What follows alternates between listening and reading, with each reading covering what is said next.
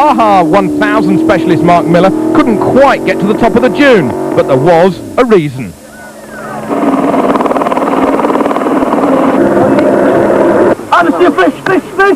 Tire inflation system is not working, so there's no way for us to know that the tire pressure wasn't down, so we're going to lose 10 minutes, 15 maybe. It's stupid. Others were getting hot under the collar and hot under the bonnet. This is Pierre Lartigue needing an extinguisher.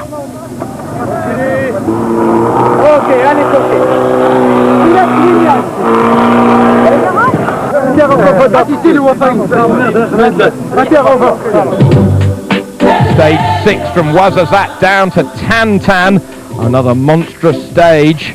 But it was massive problems in the water for the 2001 Dakar champion Jutta Kleinschmidt in the brand new Volkswagen Touareg, going through this water crossing that didn't look deep but was. Water pouring out of the doors, but problems because the water had gone in to the diesel engine. Kleinschmidt knew it once she got out of the car, her Dakar slipping through her hands.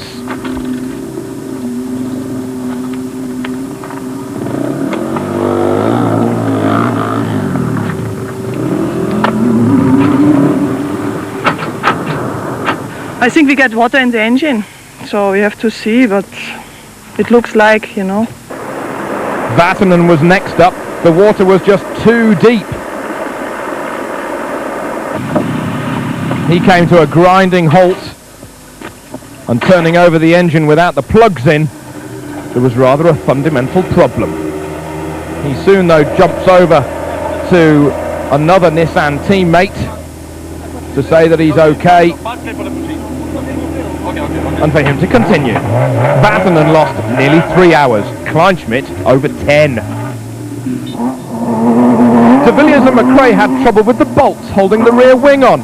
They went west as the wings stayed in the desert.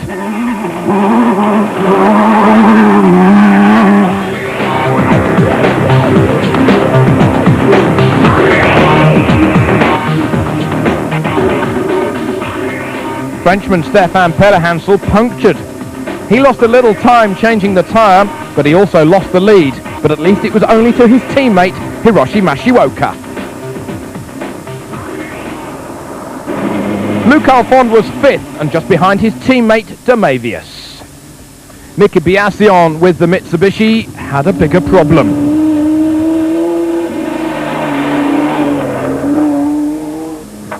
He says, I was following in the dust of somebody. There was this hole and the car kicked up and just went end over end over end. Miki Biasion out of the Dakar.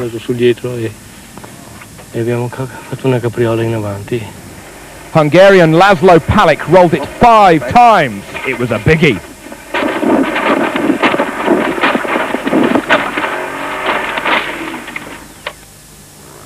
Giovanni Sala crashed too. He broke 3 ribs. The tough Italian was out of the Dakar. In the helicopter and returning to the bivouac. The Italian said, I'm very sad because I really wanted to get a good position in Dakar, but I've got to go back to Italy now. Maybe I'll go skiing. See you next year. Andy Caldicott out of Keith in South Australia clinched 3rd on the stage in his first ever Dakar. He was a brilliant 6th in the overall standings.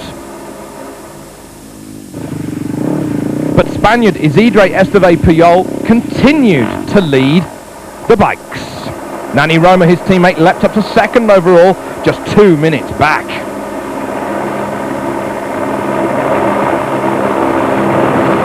Roma saying the first 50 or 60 kilometres today I did slowly because there was a lot of dust, but once we got into the sand I attacked. I'm now happy to get out of Morocco as it's been difficult for me. Further back, the rookies were having trouble with the water crossing, and they were having just as much trouble as the cars were having.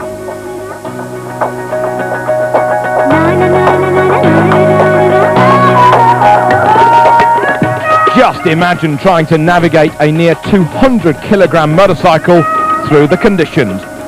And no sooner had they got to the bivouac than they had to prepare quickly for the next stage, which started just after midnight that same night.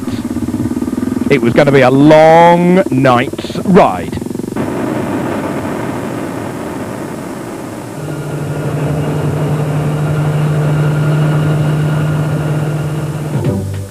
Stage 7 of the Dakar 2004 from Tantan into Attar. It was going to be a day of nearly 1,000 kilometres, and Andy Caldicott, the hero from the day before, was in trouble. I have broken my ankle. Do I keep going or... Pardon me? Do I have to keep going or what do I do? Caldicott did get to the end of the stage, but didn't go any further. What a shame for the Australian. Big trouble also for Fabrizio Mioni. He had a puncture after going too fast on the very fast section at the start of the stage. He lost nearly 2 hours. He says the only good news today is that some people have stopped to help me here on the stage. Per cercare di togliermi dai pasticci. Questo è bello, è l'unica, diciamo, nota positiva oggi. The leader, Esteve Puyol, had an off and lost his overall lead, and then later his engine blew. That meant that faller on day 4, Richard Sankt, now was third overall with those 8 stitches in his arm. He won the stage. Teammate Cyril Desprez led overall though by just over 3 minutes. But Spain's Nani Roma was right up behind him and ready to head from the front in case Sankt faltered. Now the rally was getting into Mauritania, the speeds were getting higher. It was Harry Flatters for all of the cars.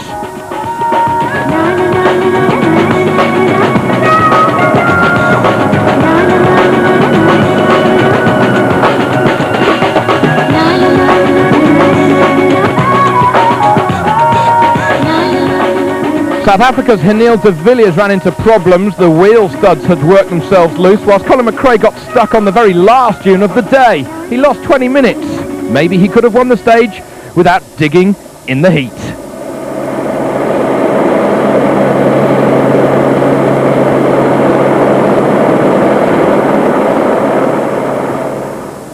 Jean-Louis Schlesser stopped to help McRae, but Schlesser had a good day to be third at Attar, 5th overall, 48 minutes behind.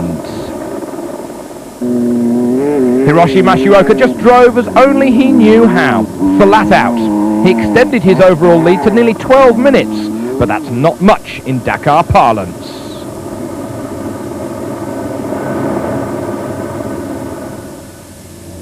French skiing hero Luc Alphonse was annoyed. The prop shaft had broken on his diesel 6-cylinder X5.